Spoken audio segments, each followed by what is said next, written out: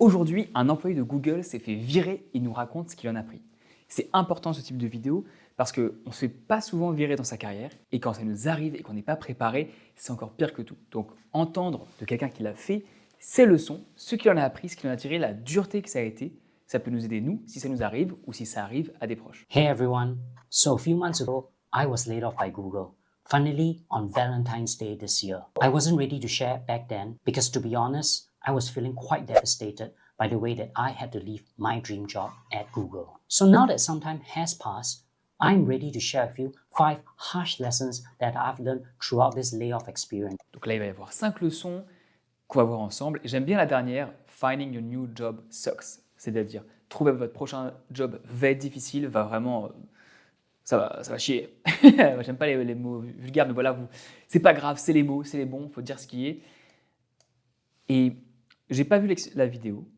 Il a l'air de parler face cam, une vidéo tranquille, donc tu peux prendre un café, écouter cette réaction en podcast. Il n'y aura pas énormément d'images à l'écran, à part lui et moi.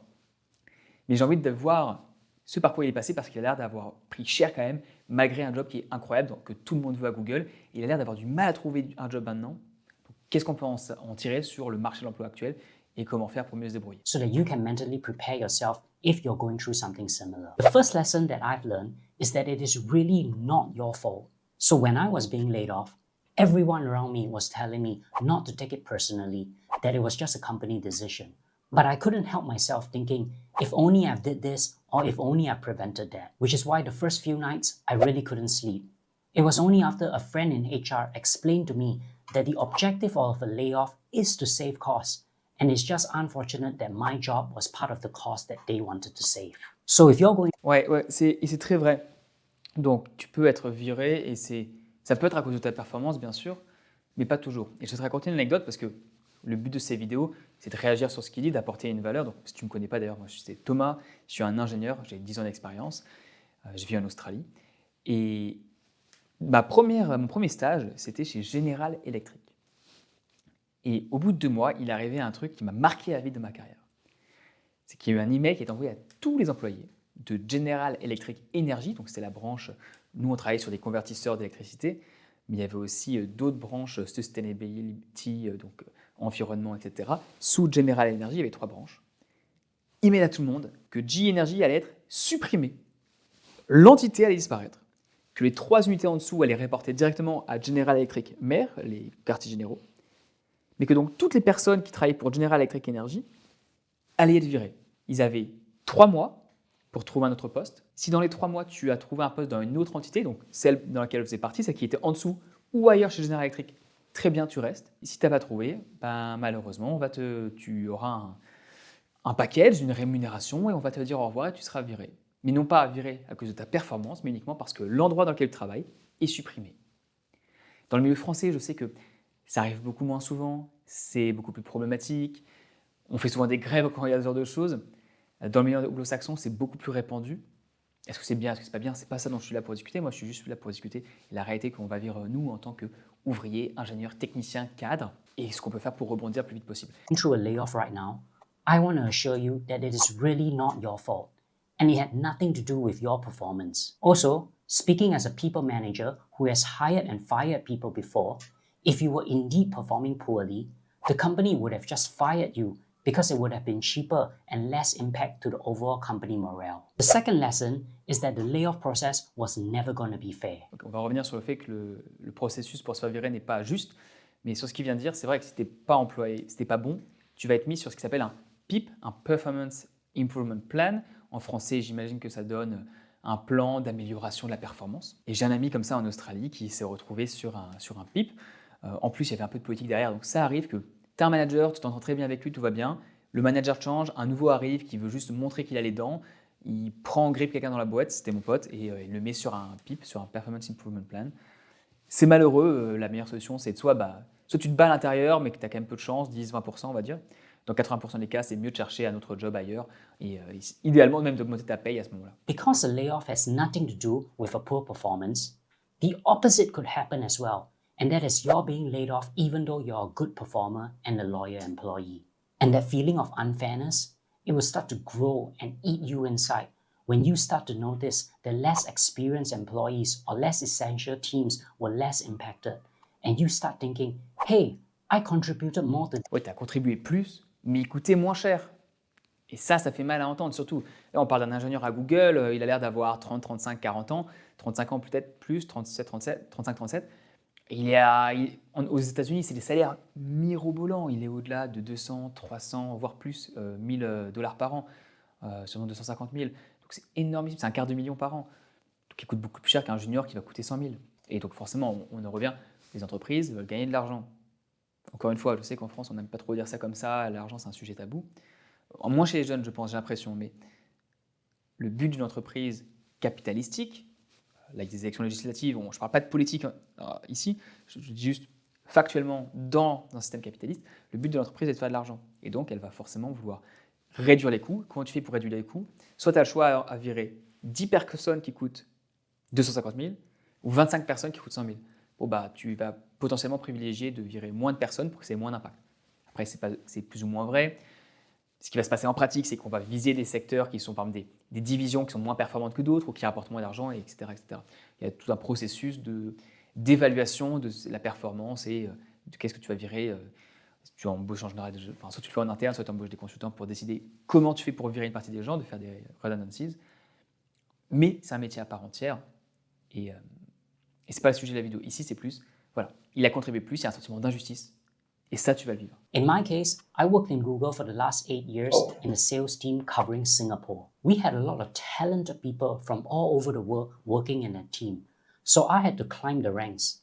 And I'm proud to say that eventually I was promoted as the only Singaporean manager in that team. In some sense, you could say that I was feeling entitled because every other leader in my team was not originally from Singapore and I had the most local knowledge. That's why I was so shocked to find out that I was also laid off. Alors en plus, il est dans l'équipe de sales, on va juste pas se mentir, j'ai travaillé comme analyste et j'ai grimpé les rangs aussi dans l'équipe de sales pour devenir, à l'époque c'était le title, c'était manager national des Insight Analytics pour tout ce qui était vente. Les ventes, c'est simple. Tu gagnes de l'argent, on te garde. Là, il n'y a pas plus simple en termes de chiffres pour analyser la performance. Donc si une entreprise supprime une team de vente, c'est qu'en général, elle ne faisait pas assez d'argent par rapport à ce qu'elle coûtait. Now, don't get me wrong. Google treated me in the most professional way.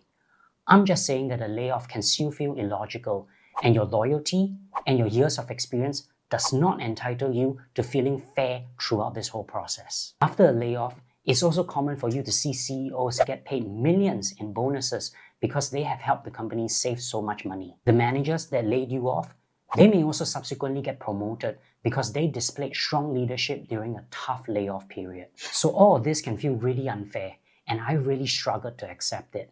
It was only after a career mentor reminded me that just like in life, there are different rules for different people, and a layoff is no different. Some of us are lucky, some of us are not. So it's best just to not take it personally and move on. De passer à autre chose. Bon, il a raison, c'est horrible, c'est injuste, j'ai vu des choses comme ça aussi. Ça me rappelle d'ailleurs cette anecdote où on a un patron qui est sur un bureau, qui reçoit un tas de CV, comme ça, là, hop, là, si tu veux regarder l'écran, hop, il met les tas de CV sur le paquet, il en prend la moitié, il a sa corbeille à côté, il fait bah ça, je travaille pas avec des gens qui n'ont pas de chance. Et il prend que ces CV-là pour continuer à bosser. Et c'est... Des fois, malheureusement, il y a des gens qui font ce type d'attitude. Ici, le layoff, il n'a pas eu de chance, il était dans la mauvaise équipe, au mauvais moment, au mauvais endroit. Et en effet, les managers qui acceptent de virer des personnes dans ces conditions-là, ils ont fait ce qu'on leur a demandé et potentiellement ils peuvent être promus pour ça parce que ça fait partie du travail. Le travail de manager, ce n'est pas seulement de gérer des personnes, c'est de gérer aussi les conflits, c'est de gérer quand il y a des problèmes et d'être capable d'embaucher, ce qui est très dur, et de virer quand il le faut. C'est malheureux. C'est pas agréable, mais si tout le monde avait un boulot où on faisait que des choses agréables, ça se saurait. Donc après, tu peux te poser des questions. Comment moi, je me mets dans la bonne position pour la future entreprise dans laquelle je serai? Est-ce que ça vaut pas le coup que moi aussi je devienne manager ou que je comprenne plus comment les choses fonctionnent pour que je devienne indispensable à l'entreprise et qu'il ne puisse me virer malgré les problèmes financiers qu'il pourrait y avoir?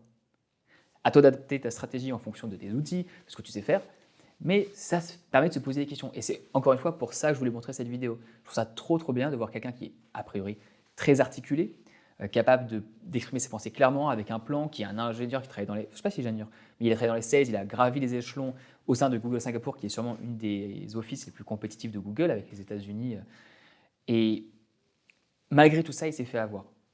Donc ne jamais avoir le complexe de l'arrogance, de penser qu'on est intouchable, toujours essayer de se remettre en question pour avancer et se mettre dans les meilleures positions possibles. Lesson number 3 is to be kind to yourself and others. Because layoffs are ultimately out of your control, the only thing that's within our control is to be kind. Be kind to yourself and know that you did your best and give yourself the time to grieve and recover. In my case, I pride myself as a go-getter. So the moment I was laid off, I jumped straight into problem-solving mode. Applications, interviews, I was just diving straight into it. And looking back, that wasn't really very healthy. Losing a job is a big deal because it's a big part of your identity. And when that identity that you hold so dearly gets ripped away from you, there's always going to be trauma. I also want to encourage you to be kind to others, especially your managers or the HR team that was tasked to lay you off. They were really just doing their job. In my case, a senior director in Google, whom I consider a friend and a gentleman, was tasked to break this bad news to me, and I could tell that he felt really bad. Still, he treated me with respect, and he still did his job. So being angry and bitter doesn't help you get your job back. So try to be kind to others because no one really wants to do this. Lesson number... Ouais. Il a raison, il a souffert, on sent qu'il a souffert. Et c'est un deuil. C'est un deuil. Il faut passer par différents... Ça a été théorisé, il y a différentes étapes dans le deuil, je mettrai ça à l'écran. Et si tu as du mal et que tu te retrouves dans une situation similaire et que c'est pour ça que tu regardes cette vidéo, j'ai fait une autre vidéo sur, pour ceux qui sont jeunes et qui sont un peu perdus, qui a pour but d'être motivant, de donner plein d'outils, d'avoir une approche positive et de prendre, même si tu as un endroit difficile, dans une place sombre, et potentiellement de te donner un peu plus de bonne humeur pour cette journée. Donc je mettrai cette vidéo-là et je la mettrai à la fin aussi. Bon courage si tu es dans cette situation. Number 4, and this is the harshest, is that your work friends will stop contacting you. So this was a big shock to me after getting laid off, because I thought I had close friendships with these people after years of working together. And eventually, I found out 3 reasons why your work friends won't really be there for you. First is that they just don't know how to approach you.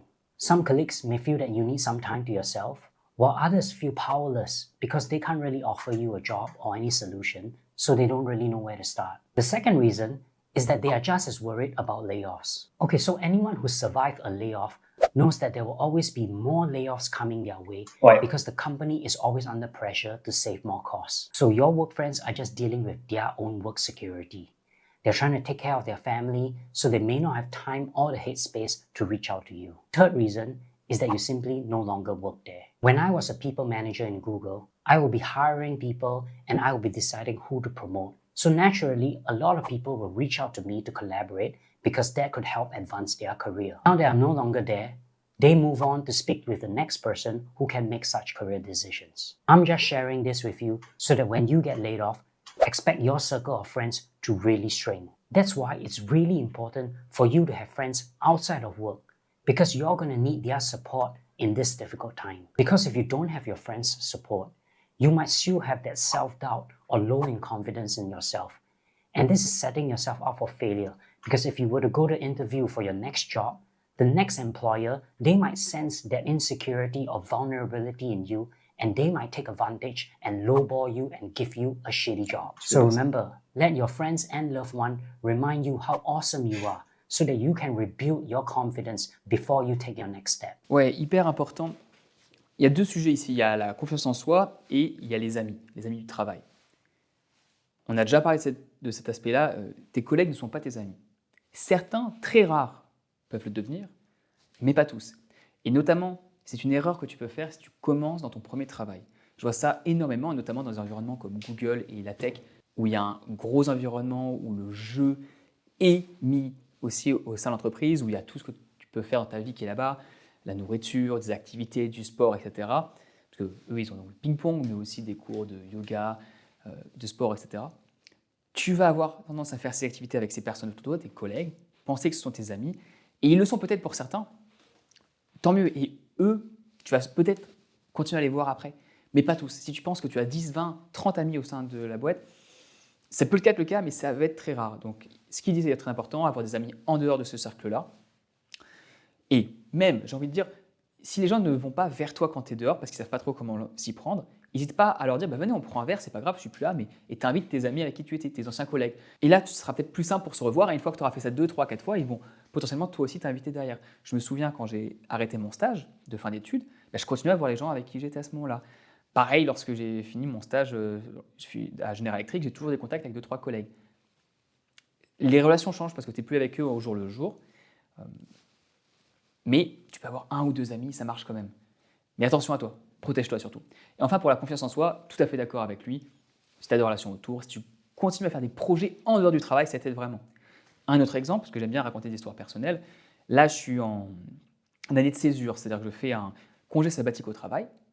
Le fait d'avoir mon projet à côté, d'avoir cette chaîne YouTube, de continuer à faire des choses, des conférences, de passer, je suis passé récemment à la télé sur un sujet de niche en carrière, et de faire des choses à côté, de continuer à faire des recherches, à lire des livres dans le sujet, à les synthétiser, etc. Ça aide à garder cette confiance en soi, à se dire, quoi qu'il arrive, même si je perdais mon job aujourd'hui, parce qu'en Australie, je suis en congé sabbatique, ils peuvent me virer pendant que je ne suis pas là. Donc, il y a quand même un peu le doute. Ça arrive à pas mal de gens. Donc, même si je suis en congé sabbatique et même si je perdais mon job, j'ai des choses à côté. C'est plus facile de rebondir si tu n'as pas juste le job comme pilier de ta vie. And speaking of your next steps, lesson number 5 is that finding your next job is going to suck. So after taking some time to accept being laid off, your next immediate priority is to find a new job. And that's going to suck because jobs openings are few because the times are tough right now. In my case, I saw myself panic reacting and just applying for any and every job out there. I didn't even consider if those jobs were suitable for me, and I ended up wasting a lot of energy throughout that process. If I were to redo it again, I will follow this 30, 60, 90-day framework. So just ask yourself, if you were laid off... Alors, avant qu'on aille sur son framework, qui a l'air super bien, j'aime bien les frameworks, les plans simples, là c'est un 30, 60, 90, trop cool. Je vais juste dire un point sur ça. Une super approche que je fais pour éviter de te retrouver comme ça à chercher un boulot et à postuler à tout, c'est de te poser régulièrement, tous les 6 mois, la question, si j'étais viré aujourd'hui ou si je démissionnais, à quel type de job je vais postuler. Et en pratique, moi j'utilise LinkedIn, qui m'envoie des notifications toutes les semaines ou toutes les 2 semaines, avec tous les jobs ouverts qui ont le titre du job que j'aimerais avoir plus tard. C'est actuellement le même que le mien, je crois que c'est Insight Manager.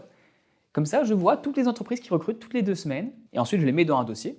Comme ça, si un jour je me fais virer, je peux juste regarder les 30 derniers emails des 6 derniers mois et voir toutes les positions qui ont été ouvertes de ce poste-là. Et je vois les noms des entreprises et je peux les contacter moi-même, commencer à faire un réseau là-dedans et utiliser l'approche de réseau plus postulé pour décupler les chances que j'ai d'avoir des entretiens et des jobs. Parce qu'il y a plusieurs méthodes de trouver un job, c'est un peu le fond de la chaîne. Juste postuler en ligne, ça ne sert à rien.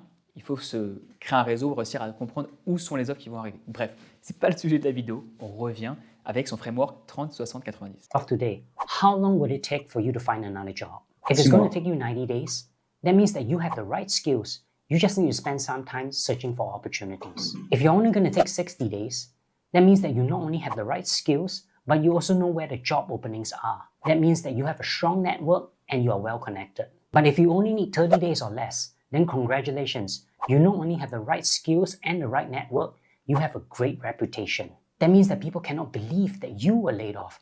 And the moment they find out, they are offering you a job to join their team. So think in this framework to know where to spend your time. If you need to improve your skills, your network, or your reputation. So those are the 5 reflections and advice that I'll give anyone. Juste un petit point sur ça. Je dis en général, surtout en France où le marché est un peu plus tendu qu'aux États-Unis où on peut embaucher plus rapidement. 1 mois et demi à 6 mois, c'est le temps qu'il faut pour trouver un job. Oui, tu peux trouver très rapidement si tu as les bons contacts et aussi un peu de chance. Comme il a dit, on apprend que tu as été viré. Il y a plein de boîtes qui font exactement la même chose, ils veulent te recruter tout de suite. Mais sinon, il peut mettre du temps à ce que tu fasses les entretiens, les cafés, que tu rencontres les gens, que tu comprennes où il y a des offres, que tu mettes à jour ton CV, que tu postules, etc. Et tout ça prend du temps, c'est des process longs. Donc entre 3 et 6 mois, ça permet de te donner un ordre de grandeur et savoir aussi combien il faut que tu économises avant pour qu'au cas où il y a une situation difficile, tu sois capable de payer ton loyer pendant 3 à 6 mois sans que tu aies une pression trop financière qui sinon te forcerait à prendre un job potentiellement moins bien payé, qui va faire reculer ta carrière et qui va même si c'est le même niveau, qui va peut-être te hold you back, tu vois, genre ça va pas être bon pour toi et tu vas pas forcément te sentir bien. A layoff right now, and it's the same advice I'm giving myself as I prepare for my next steps too. I never had the courage to really do YouTube, but this layoff gave me the permission and no more excuses. So the last bonus lesson that I want to share with you is that sometimes in life we don't jump, we get pushed. And as long as you're hardworking and you remain kind, beautiful things will always find your way. Incroyable, je mettrai le lien de sa chaîne en description, mais il y a des fois où on ne saute pas, on se fait pousser. C'est incroyable comme conclusion à cette vidéo. Donc pour en voir une autre de ces vidéos réactions positives et qui peut t'aider, je te mets celle si tu es perdu un peu à 20 ans, ce que j'aurais aimé savoir à 20 ans. Donc la vidéo s'affiche à l'écran et je te souhaite une excellente journée dans tous les cas. Merci d'avoir écouté, à très bientôt.